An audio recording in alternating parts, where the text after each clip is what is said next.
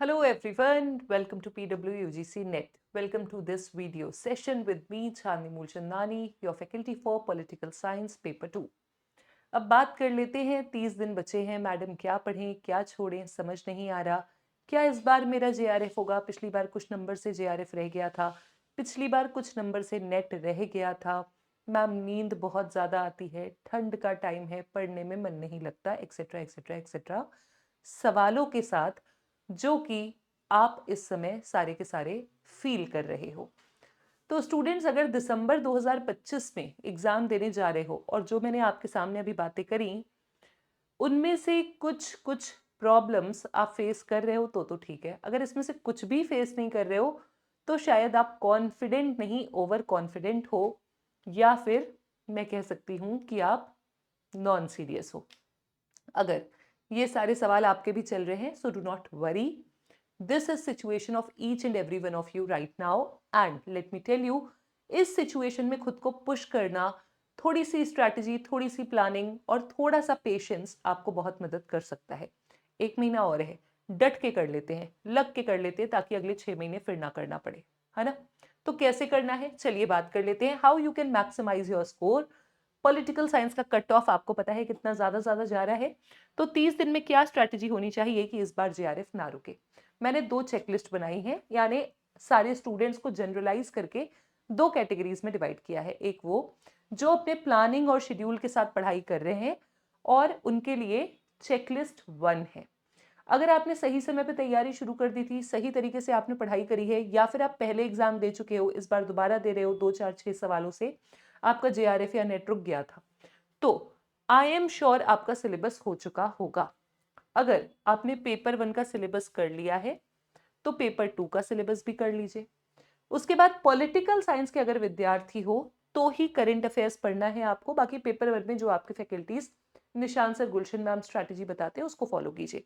Political science के विद्यार्थी हो तो करंट अफेयर्स, पॉलिटिकल साइंस के वीकली करंट अफेयर्स हमने किए हैं, पीडीएफ्स मिले हैं, उसको रिवाइज करना है।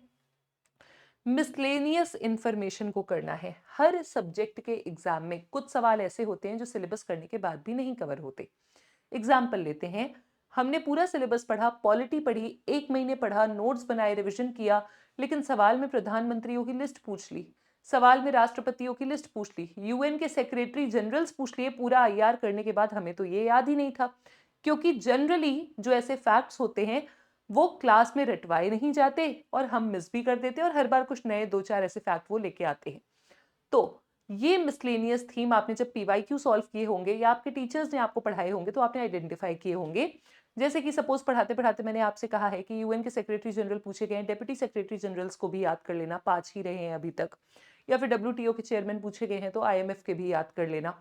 तो ये सारे टॉपिक्स आप कहीं कहीं लिखते जा रहे होगे या फिर आप थीम्स आइडेंटिफाई कर रहे होगे। सो इन मिसलेनियस टॉपिक्स को कर लेना है। अब इन मिसलेनियस टॉपिक्स को अब हमें कर लेना है।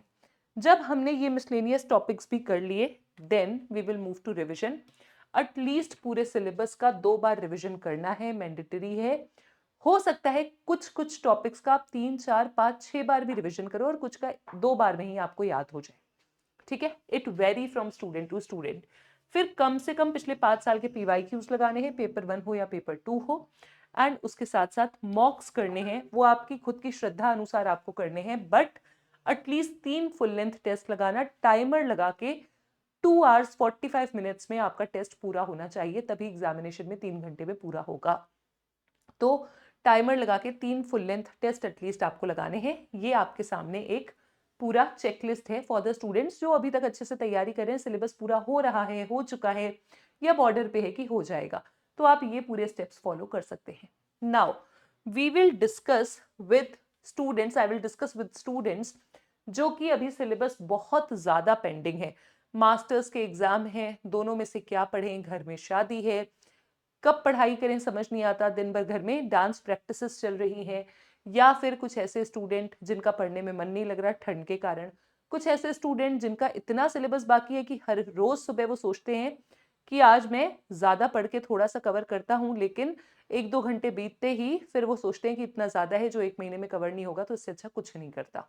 तो कुछ नहीं करता हूं अगर आप सोच रहे हो तो ये गलती मत करना।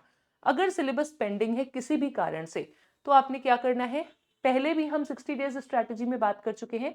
रिवर्स गियर उठाओ, रिवर्स गियर लगाओ, पहले PYQ सॉल्व करो। पिछले 5 साल के मिनिमम, 7 साल 8 साल के भी कर सकते हो। रेपिटेटिव थीम्स को आइडेंटिफाई करो। सिलेबस का मेजर पोर्शन इन रेपिटेटिव थीम्स के माध्यम से कवर करना है। कोई यूनिट, किसी यूनिट का कोई टॉपिक रह गया ठीक है, बट रेपिटेटिव थीम्स को करना है और रेपिटेटिव थीम्स PYQ से आइडेंटिफाई होंगी। मिसलेनियस टॉपिक्स वही है जो मैंने चेकलिस्ट 1 को बताए थे, वो सारे करने हैं।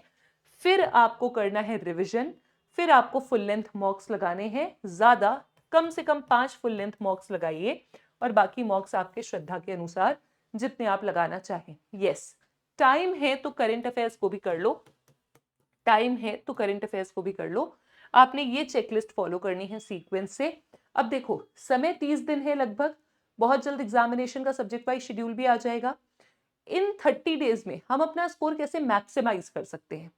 पेपर का जो पैटर्न है वो इतना अनप्रिडिक्टेबल है, यूनिट वाइज वेटेज फॉलो नहीं हो रहा, type of questions her bar differ हो रहे हैं कि यू नेवर नो, अगर आपने कुछ मेहनत करी, एक यूनिट पढ़ी, क्या पता उससे ही 30 सवाल आ जाए। अब अगर ये 30 दिन भी आपने सोचने सोचने में बिता दिए कि कर लूंगा, अगर 30 दिन मेहनत करी तो भी नहीं होगा, so you do not know, you are no one to decide. ये एग्जामिनेशन के दिन में ही डिसाइड होगा कि आप कितना अच्छा परफॉर्म कर रहे हो। अभी आपको बस मेहनत करनी है, this is what is in your control and this is what you have to do. तो आपने इन दोनों तरीकों में से कोई एक तरीका अपना के अपनी तैयारी को मैक्सिमाइज करना है, या फिर इसके अलावा आपकी कोई अपनी स्ट्रैटेजी है जो आप फॉलो कर रहे हो and it is working good for you, so follow that. It is just to guide you in case you are confused कि अब क्या करें, कैसे करें, right? And I just want to see all of you with very good scores, with best performances of your life. All the best to all of you. See you all on the other side. Thank you so much.